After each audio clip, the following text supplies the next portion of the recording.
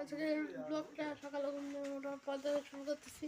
আর সকালে ঘুম থেকে ওঠার পরে দেখেছি এখানে আমাদের ধান রয়েছে, ওইখানে সব স্টোর করে রাখা হচ্ছে।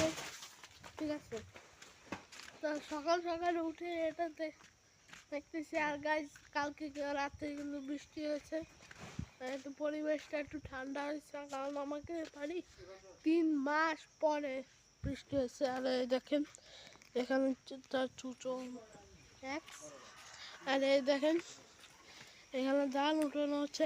আর গাইস আমার কোনো ভিডিওতে আমি ভালো রেসপন্স পাচ্ছি না, তো গাইস আপনারা ভিডিওটা লাইক আর সাবস্ক্রাইব করে আমাকে মোটিভেট করুন, যাতে অনেক ভালো ভালো ভিডিও কন্টেন্ট দিতে পারি।